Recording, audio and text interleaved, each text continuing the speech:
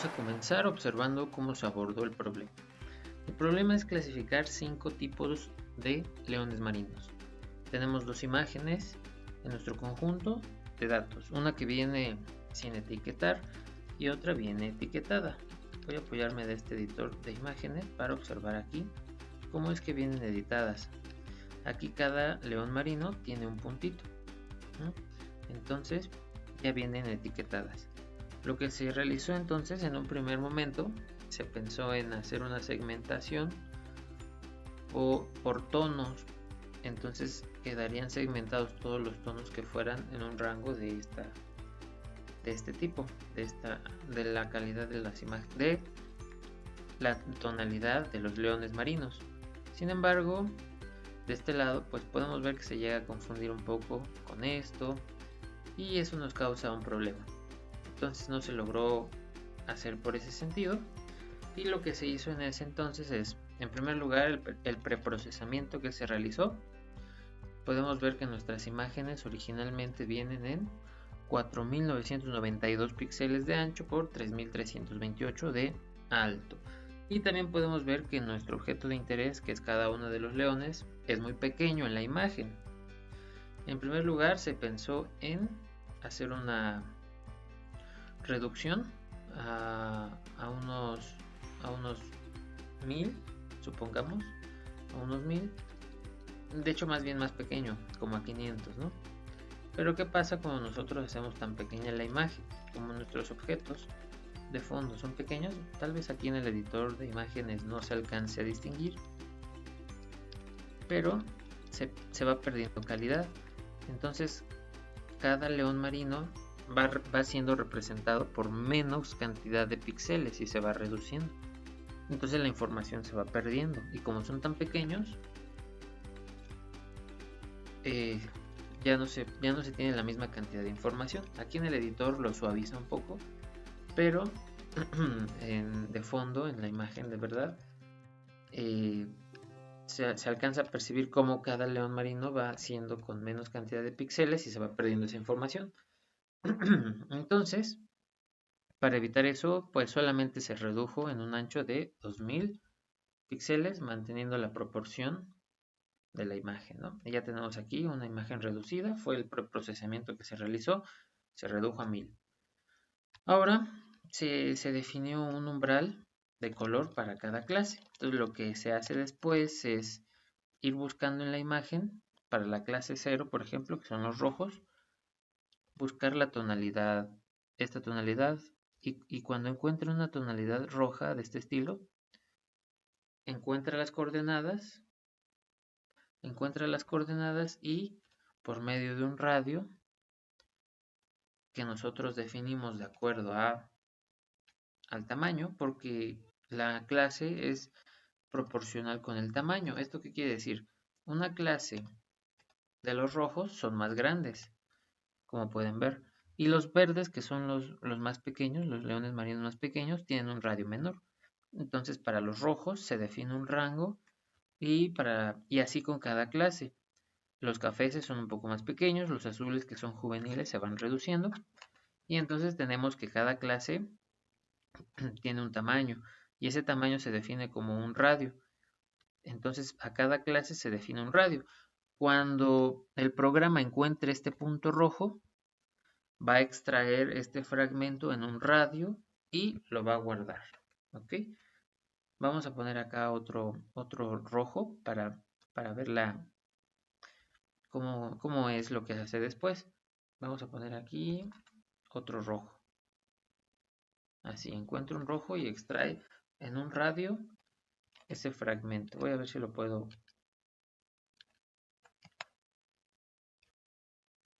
Ok, supongamos que aquí tenemos uno y aquí tenemos otro fragmento. Son dos fragmentos diferentes que ya extrajimos. A cada uno de estos se les llama prototipo. Supongamos que este es un prototipo y que el otro prototipo es de una foca que estaba cruzada, ¿no? Estaba en otra orientación. Vamos a ponerlo aquí. Ahí está. Entonces tenemos dos focas con diferentes orientaciones. Lo que hace primero es extraer todos estos. Extrae todos los posibles. Ahora lo que hace es, si extraemos todos los posibles, vamos a tener una cantidad grande de prototipos. ¿Cómo abordamos ese problema? Bueno, con la correlación cruzada también. Aplicamos correlación cruzada entre estos dos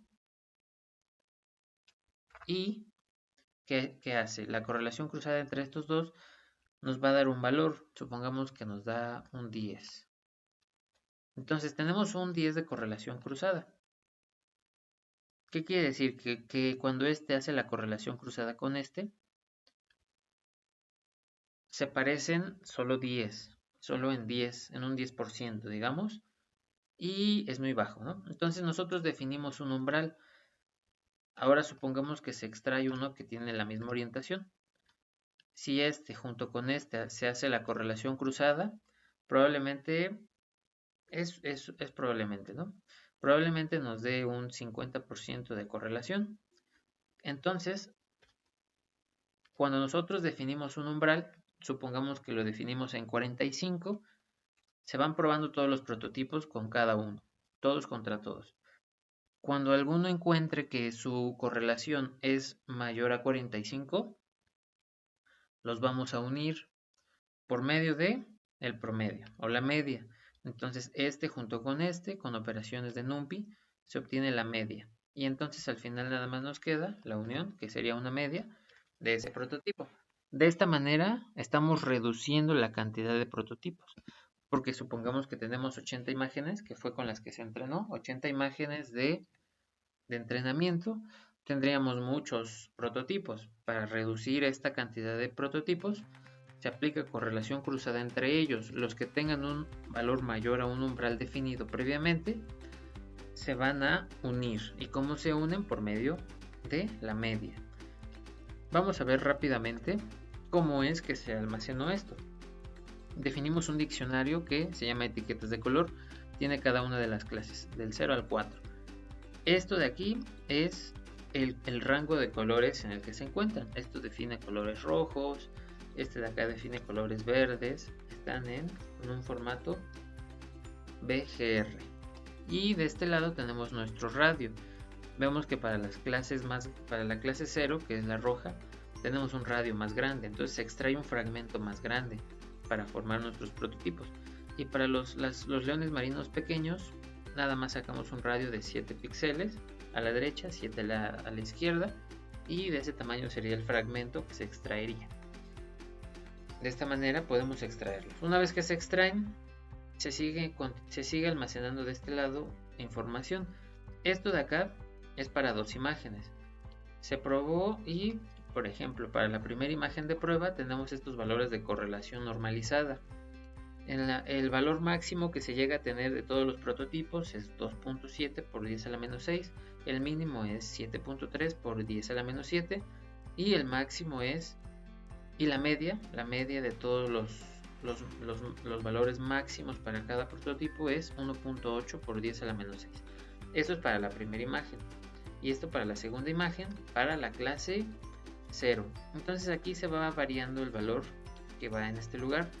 Esto nos define el umbral que debe rebasar un prototipo en la imagen para definir que se trata de un león que pertenece a esta clase. Si se parece en más de 0.000001 el fragmento que se está analizando con una ubicación, una coordenada de la imagen que se está prediciendo, entonces quiere decir que se va a etiquetar. Pero se pueden etiquetar varias. Vamos a ver cómo se hace esto. Vamos a ver cómo se realiza esto. Tenemos nuestro prototipo de este lado, es este de aquí. Podemos ver que ahí está. Es un prototipo. Va a ir recorriendo toda la imagen. Supongamos que en este punto se va a hacer los cálculos. Voy a sacar. Listo. Se va a hacer la correlación cruzada, normalizada, de este prototipo con el fragmento de la imagen que se encuentra ahí mismo, del mismo tamaño. Supongamos que para este punto de la imagen, la correlación cruzada nos da un 0.07 en ese punto. Y nuestro umbral vamos a definirlo como 0.5. Esto quiere decir que nuestro umbral es más grande que este número. Entonces, si esto es mayor que esto, quiere decir que ahí no hay nada interesante. Vamos a seguir recorriendo nuestra imagen y supongamos que la detenemos en este punto, ahí encima de este. Lo voy a poner así y le voy a dar un poco de transparencia para que se pueda contrastar con el otro. Listo. Y voy a sacar nuevamente ahí. Listo. En este punto nuestra imagen y nuestro prototipo están ahí. Nuestro prototipo se encuentra ahí y se está comparando con el fragmento de esa imagen.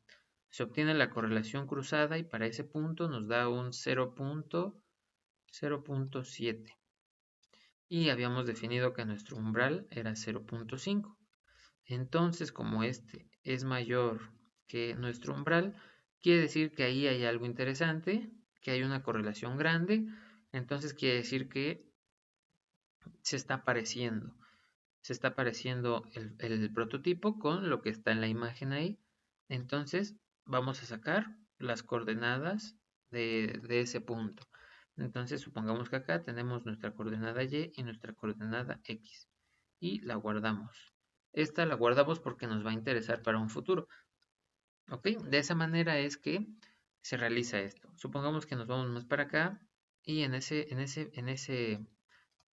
fragmento se obtiene la correlación cruzada y también nos da un 0.65.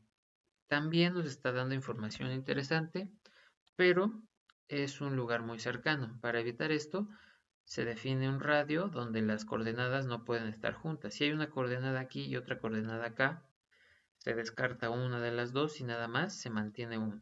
De esta manera evitamos que en zonas parecidas tengamos muchas coordenadas registradas.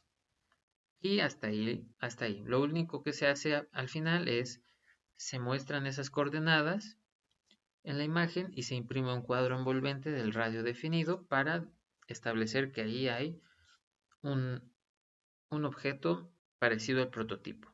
Más adelante vamos a ver los resultados.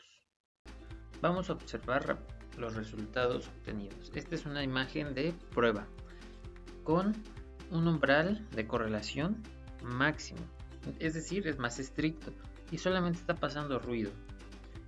Aquí en esta tenemos un umbral, un valor medio. Podemos observar que también únicamente está detectando lo que no es, pero son semejantes. Y aquí con un umbral un poco más bajo, más flexible, podemos ver que detectó un león marino. Este es un resultado pobre, pero nos da algo de información. Aquí de la misma forma empezamos con un umbral alto, más estricto, podemos ver que identifica uno. Si vamos aumentando, disminuyendo el valor de la correlación que se pide, podemos ver que empieza a segmentar, a detectar más leones y de este lado pues una piedra, algo de ruido. Y finalmente un umbral más flexible todavía nos da estos resultados. Así vamos a ver también para la siguiente clase. Voy a ir pasándolos más rápido debido a que ya sabemos que tenemos diferentes umbrales, un umbral más estricto, más flexible, podemos ver aquí hay una detección y algo más flexible, tenemos detecciones por acá, pero sigue siendo muy limitado. De este lado tenemos un umbral estricto, tenemos una identificación acá, con un umbral medio tenemos acá otra identificación y algo más flexible podemos ver que tenemos más detecciones pero también ruido. Esto es para la clase 1, vamos a la clase 2. Tenemos nuestra clase 2 aquí y podemos observar con un umbral estricto, solamente detecta ruido. Algo medio, comenzamos a detectar de este lado un león. Y vamos a ver, este es un caso extremo donde tenemos un umbral muy flexible y podemos ver que sí tenemos detección de leones, pero tenemos una detección extrema de ruido. Esto nos da una idea de cómo, conforme va aumentando el valor de umbral de la correlación, vamos obteniendo resultados diferentes. Vamos a observar la siguiente clase, la clase 3, y tenemos algunos valores aquí, de igual forma, detectados.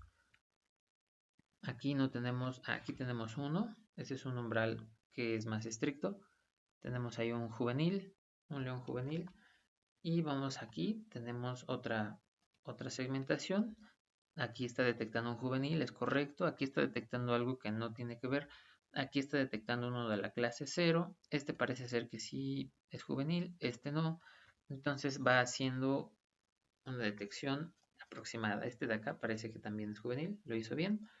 Y si ampliamos el umbral, pues comenzamos a detectar más ruido también, pero mejoramos en, este también es juvenil, mejora su identificación. De este lado, parece ser que en la segunda imagen siempre se obtienen mejores resultados. Vamos a analizar aquí.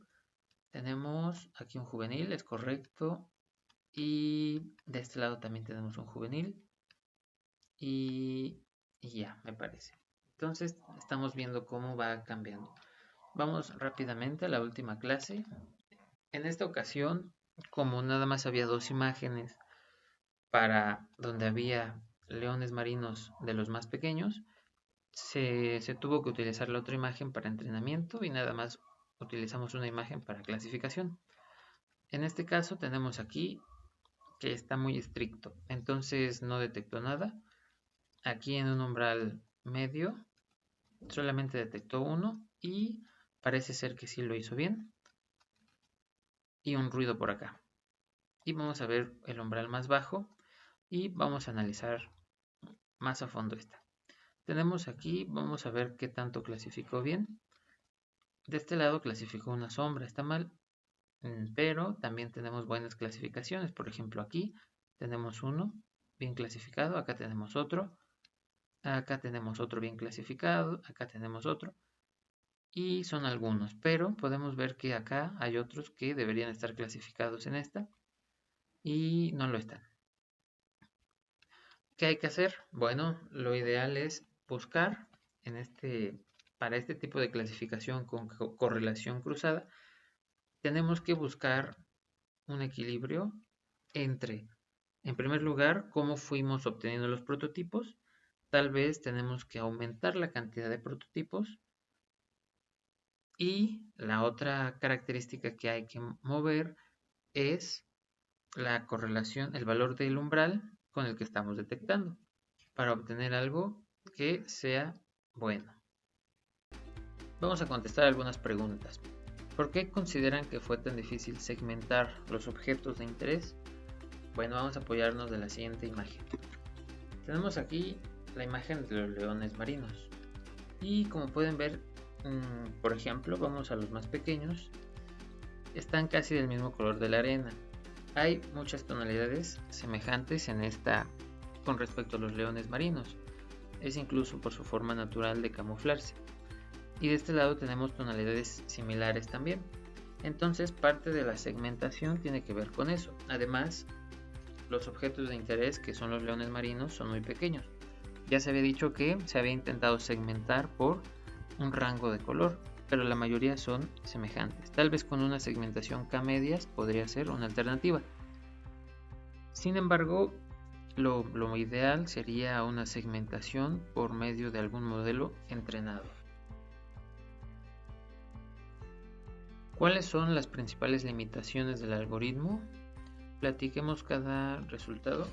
Bien, tenemos de este lado la imagen y se puede ver claramente cuáles son sus limitaciones. Como es invariante a iluminación y lo que detecta son patrones, de este lado, por ejemplo, vamos a acercar y podemos ver que aquí el mayor ruido que pudimos tener a lo largo de esta clasificación fue la espuma del mar, que podemos ver que aquí hay un patrón parecido a si fuera una bolita de estos leones.